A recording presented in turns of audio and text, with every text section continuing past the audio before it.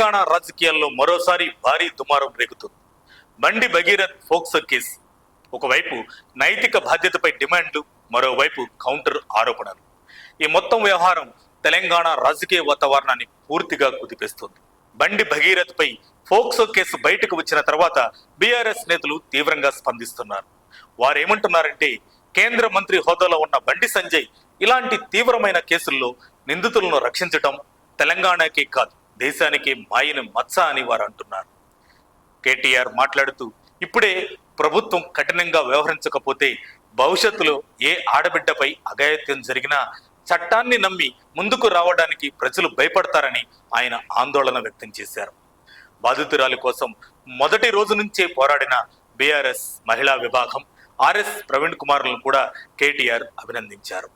లొంగుబాటు, అరెస్టుల పేరుతో జరుగుతున్న హైడ్రామాను పక్కన పెట్టి బాధితురాలికి సంపూర్ణ న్యాయం జరిగే వరకు బీఆర్ఎస్ పోవటం ఆగదని స్పష్టం చేశారు. ఇక బీజేపీ వైపు నుంచి కూడా అంతే ఘాటైన కౌంటర్లు వస్తున్నాయి. బండి భగీరథపై కేసు నమోదైన తర్వాత ఆయన చట్టాన్ని గౌరవించాడని, న్యాయ పోరాటం చేశాడని బీజేపీ గుర్తు చేస్తుంది. కోర్టుల్లో న్యాయం సాధ్యం కాకపోవడంతో చట్ట ప్రకారం బండి భగీరథ్ సరెండర్ అయ్యారని, ఇందులో బండి సంజయ్ తప్పు ఎక్కడుందని బీజేపీ ప్రశ్నిస్తుంది. కుమారుడు చేసిన పొరపాటుకు తండ్రి ఎలా బాధ్యుడవుతాడు?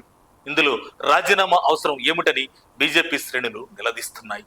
ఇదే సమయంలో బీజేపీ నేతలు బీఆర్ఎస్ అగ్ర నాయకత్వాన్ని టార్గెట్ చేస్తూ పాత కేసులను తెరపైకి తెస్తున్నారు. ఢిల్లీ లిక్కర్ స్కామ్ కేసులో కవిత అరెస్ట్ అయినప్పుడు నైతిక బాధ్యత వహిస్తూ కేసీఆర్ కానీ కేటీఆర్ కానీ ఎందుకు రాజీనామా చేయలేదని బీజేపీ ప్రశ్నిస్తుంది. సొంత కుటుంబ సభ్యులు అవినీతి ఆరోపణలతో జైలుకు వెళ్లిన పదవుల్లో కొనసాగిన బీఆర్ఎస్ నేతలకు ఇప్పుడు బండి సంజయ్ను రాజీనామా చేయమని అడిగే నైతిక హక్కు లేదని బీజేపీ వాదిస్తోంది. ప్రస్తుతం ఈ వివాదం సోషల్ మీడియాలో హాట్ టాపిక్ గా మారింది. బీఆర్ఎస్ మద్దతుదారులు బండి సంజయ్ తీరును తప్పుబడుతూ ట్రోల్స్ చేస్తుంటే, బీజేపీ శ్రేణులు కవిత జైలు ఎపిసోడ్ ను గుర్తు చేస్తూ కౌంటర్లు ఇస్తున్నాయి. ఈ విషయం ఇప్పుడు బీఆర్ఎస్ వర్సెస్ బీజేపీ మధ్య ఊహించని స్థాయి రాజకీయ యుద్ధానికి దారితీస్తుంది. ఈ వివాదంలో బారాసాకు రాబోయే హైదరాబాద్ మున్సిపల్ ఎన్నికల్లో పెద్దగా లాభించే అవకాశం లేదని రాజకీయ విశ్లేషకుల అంచనా. ఈ కేసు ఎలా ముందుకు సాగుతుంది, రాజకీయ ప్రభావం ఎంతవరకు విస్తరిస్తుంది అన్నది రాబోయే రోజుల్లో స్పష్టమవుతుంది. ప్రస్తుతం మాత్రం తెలంగాణ రాజకీయాల్లో ఈ అంశం కేంద్ర బిందువుగా మారింది.